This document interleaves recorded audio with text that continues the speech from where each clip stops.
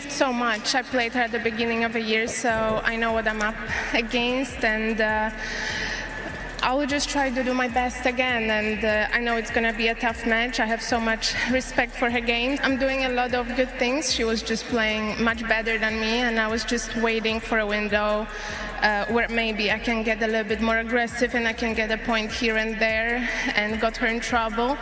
And yeah, I was a bit lucky, played good in a good moment. Did you hear that? Play it back. Play it back one more time. Because what you just heard was not a fan talking.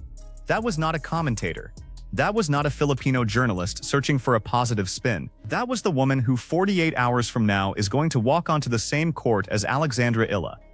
Stare her down across the net and try with everything she has to end this Miami dream all over again. That was her opponent praising her without being asked, without hesitation, without a single qualifier or caveat or diplomatic dodge. Let that sink in. Because this is not just a press conference moment, this is the entire tennis world telling you in real time through the words of the very players standing between Eala and the round of 16. That what is happening at Miami Open 2026 is beyond anything this tournament has ever seen before.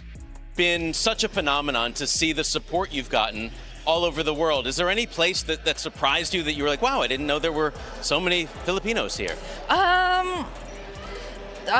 No, because we are kind of everywhere. Yeah, we are everywhere, I have noticed. We are going to break down every word, every layer, everything it means for Saturday's match, for Eala's ranking, for the tournament, and for the 115 million Filipinos who haven't slept properly since Thursday morning. Sit down, you need to hear all of this. Let's start with Thursday, because before Linette said a single word about Eala, before that interview, before that quote, before any of it, Alex Eala did something on Hard Rock Stadium's court that should have been the headline of every sports publication on the planet. She played the longest match of her entire WTA career, 3 hours and 20 minutes, against 38-year-old German veteran Laura Siegemund, ranked 53rd in the world, a player who has been a professional for 2 full decades and who knows every single trick in the book. And this was not a smooth, dominant 3-set cruise. This was a war. A nasty, bad-tempered, physically punishing war. I had to be patient. I'm sorry, the match was so long, I lost my voice. I think patience was key, and waiting for the right moment, you know. Yeah, patience, a lot of patience. Both players complained to the umpire in a touchy affair. When Eala was serving at 2-1 in the second set, Siegemund went walkabout after the Filipina player messed up her ball toss. Eala protested against Siegemund delaying between points mind games against a player who has been running them since before Alex Eala was old enough to hold a racket. And Eala, 20 years old, defending 390 points in the most high-pressure tournament of her year, didn't fold, didn't crumble, didn't let the gamesmanship get inside her head. Eala had led 3-0, 5-4, and 6-5 in the opening set. She blew 4 set points. Then she blew the tiebreak, the first set gone. More than an hour and 20 minutes of tennis, and she had nothing to show for it. In a different player, that is the moment the head drops. That is the moment the shoulders cave in, and the crowd starts to go quiet, and the opponent smells blood. But Eala came back out, and she broke Siegemund's serve early in both the second and third sets. Clinical, efficient, ruthless. The match that looked like it might spiral into a disaster became a statement. It was the 5th longest tour-level match of the entire 2026 season, and she walked off the court, looked straight at the camera, and wrote 2 words on the lens: déjà vu. She then said in her on-court interview, "It definitely was close, very demanding physically and mentally, but that was one of my goals last year after this tournament, to improve physically. And here I am, fresh as a flower."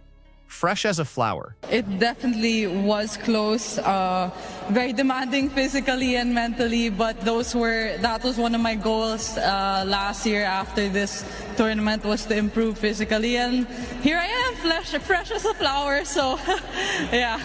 Alex, last question. Ranked 140 in the world. After 3 hours and 20 minutes against a 2-decade veteran who was trying to psychologically destabilize her throughout, fresh as a flower, and the haters who had been polishing there, Eala is too fragile for a long haul, take since Indian Wells, got a sentence they cannot use, as you don't get to call someone fragile after they survive the 5th longest match of the season and describe themselves as fresh as a flower. The WTA video of her post-match interview gathered more than 153,000 views and over 9,200 reactions on Facebook, within the first 2 hours. Her match highlights were watched more than 280,000 times and gathered over 10,000 reactions within the first 3 hours. 153,000 views for a post-match interview after a second-round victory. At an event where the reigning world #1 and defending champion is also playing. The gap between Alex Eala's digital footprint and everyone else at this tournament is so enormous that comparing them feels almost unfair. But this is the reality that the WTA is living in right now. And it is the reality that Magda Linette walked directly into when she beats Fiontek that same afternoon. Now let's talk about what Linette actually did, because it was astonishing. And because it is the reason Saturday's match is the most complicated, most dangerous, most fascinating matchup left in the women's draw. Następna piłka. Cały czas w dyscyplinie. Well, you can see she's competing against the very best here tonight. Didn't need to go that close to the line there. Swiatek couldn't convert.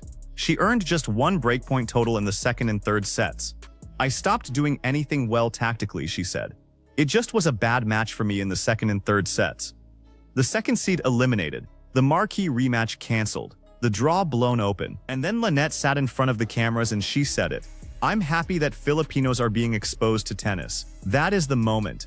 And now let's talk about exactly why those 8 words are one of the most significant things said at this entire tournament. This is where most people stop. They play the clip, they say, "Wow, that's nice," and they move on. But we are not moving on. Because those 8 words contain an entire philosophy, and once you understand what is actually inside them, you cannot unhear it.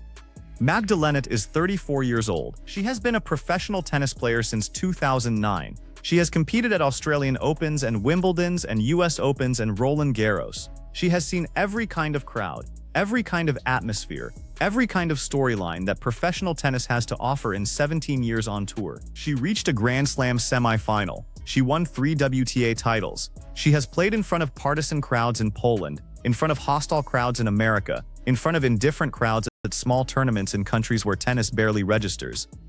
I was blowing up, my phone was blowing up, and I tried not to look at it a lot. And Rafa sent me a message, but I saw it like 4 days after. He was buried in Yeah, your DMs. so I left him undelivered for 4 days, and I almost died. Don't do that, guy, but he was super nice. She left Rafael Nadal undelivered for 4 days because her phone was so overwhelmed with messages from 115 million Filipinos that a personal message from the greatest clay court player in the history of the sport got buried. And when she eventually saw it and almost died, as she said, he was nice about it, because of course he was. Because what do you say to a girl who broke the internet so completely that she accidentally ghosted you? She went on, "It was such a pleasure to share the court with him.